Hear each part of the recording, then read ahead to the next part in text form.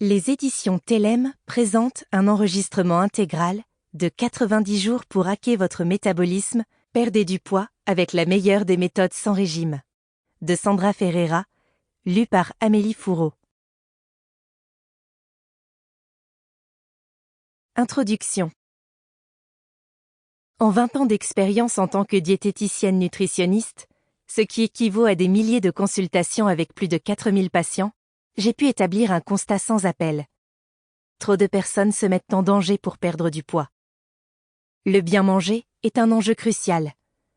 En gros, il s'agit de manger de tout dans les bonnes quantités.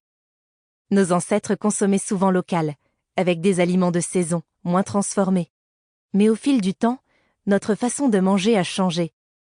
Avec l'industrialisation, les produits transformés, comme les plats préparés, les sodas, les snacks sucrés et salés, sont devenus très accessibles, parfois même moins chers que les autres produits. Si leur aspect pratique est indéniable, ces aliments contiennent pourtant trop de sucre, de sel et de mauvaises graisses, ce qui n'est pas bon pour la santé si on en abuse. Aujourd'hui, la tendance semble être de revenir à une alimentation plus saine et respectueuse de l'environnement. Et c'est très bien. Pourquoi ?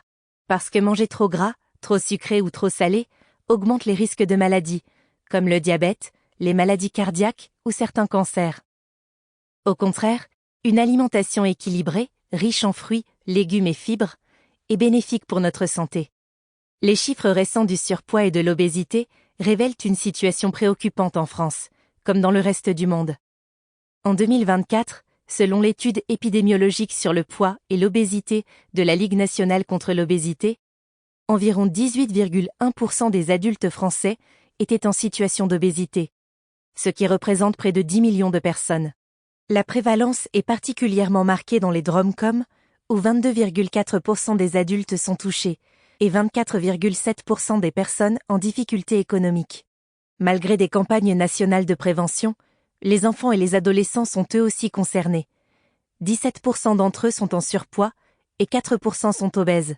Des chiffres particulièrement préoccupants, car l'obésité infantile augmente les risques de problèmes de santé à long terme et rend le traitement à l'âge adulte plus difficile. À l'échelle mondiale, les données ne sont pas plus rassurantes. Selon l'Organisation mondiale de la santé, OMS, 43% des adultes étaient en surpoids en 2022, 20% étaient obèses, soit une personne sur 8. Ces taux ont plus que doublé chez les adultes et quadruplé chez les enfants depuis 1990. Alors que faire face à cet essor de l'obésité ? De nos jours, on est tenté de traiter le problème. Sample complete. Ready to continue?